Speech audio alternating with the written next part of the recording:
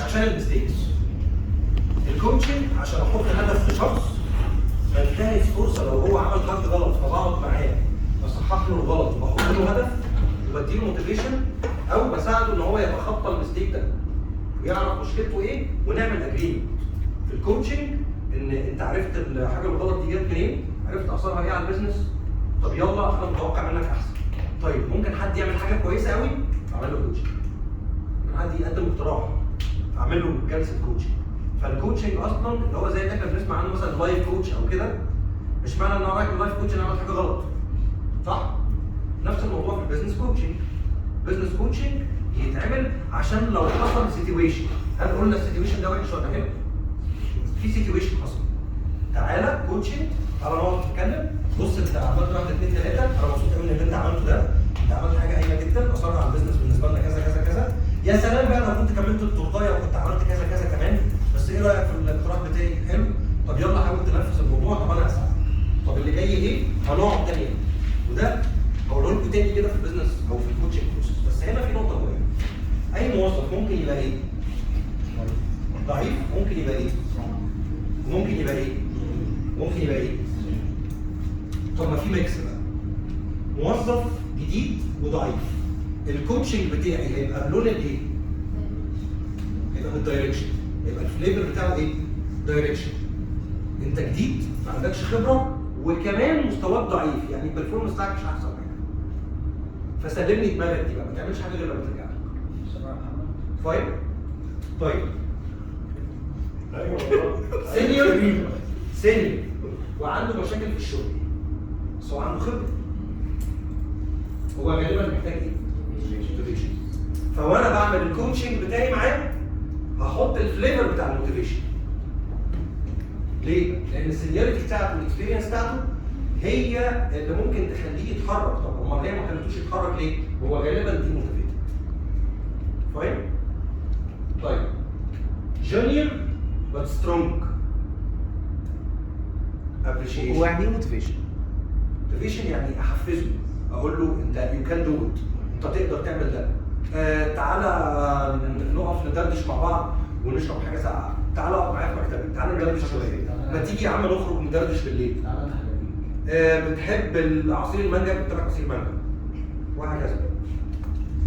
السينيور او الجونيور القوي محتاج ايه؟ ابريشيشن. صح؟ يعني ايه ابريشيشن بقى؟ هو حد جديد وعمل حاجه كويسه، هنعمل ايه؟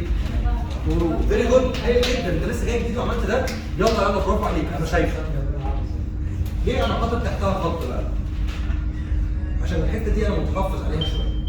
انا ستايلي شويه اللي هو ايه؟ لا انت محتاج تبذل مجهود كواحد جديد اكتر من كده عشان اصلا اخد بالي منك. فاحيانا يبقى السايلنس عند الليدر مع الجونيور الجديد، انت ساكت بس انت شايف كل حاجه، بس انت قاصد تسكت ليه؟ مش هو عمل حته فعشان يبان؟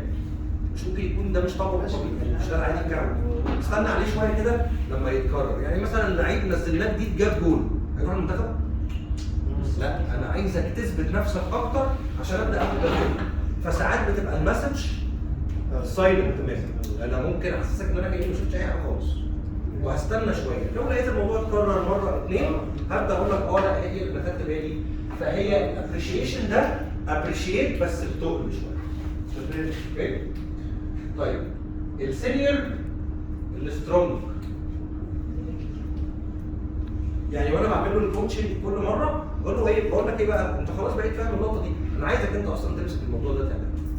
سواء جاني باقتراح، سواء ان هو في لقطه وقع فيها اثر في حاجه، اتاخر في يوم مش عارف ايه بتاع، فبتبدا وانت في الكوتشنج معاه تقول له ايه؟ ده انت من الناس اللي قدام، المفروض اصلا انت الحته دي تبقى بتمسكها وبتعملها دلوقتي عشان في اي وقت لما تطلع تبقى انت خلاص الكلام ده بالنسبه لك قديم. تحب فعلا تشتغل عليها وهكذا. اوكي؟ فدي الفليفرز بتاعت الكوتشنج على حسب الشخص ده جونيور ولا سينيور، البرفورمانس بتاعه عالي ولا البرفورمانس بتاعه قليل وعنده ميستيكس. ايه الكوتشنج ميستيكس بقى اللي بتحصل؟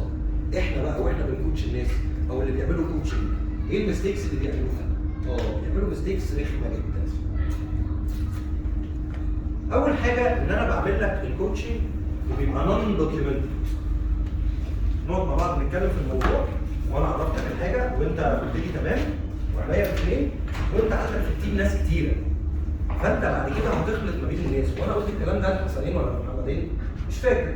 والتيم لما يحس ان انت بتنسى مش بالدوكيمنت يستغل موضوع النسيان ده، يقول لك انت قلت لي الموضوع ده قبل كده؟ ابدا، ده يمكن انت قلت لحد تاني. اكيد الباشمهندس طاهر هو اللي وقع في الغلطه دي كمان.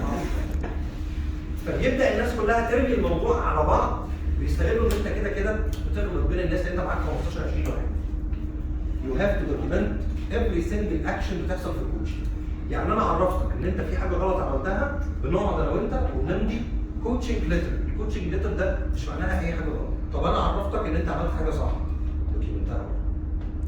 ان احنا قعدنا واتكلمنا وان ده ثانكس كوتشنج او خطه الكوتشنج على كذا، وان انا وانت اتفقنا كمان ان انت هتطور الحاجه الصح دي وهتعملها احلى الفتره اللي جايه عن طريق كذا وكذا وكذا.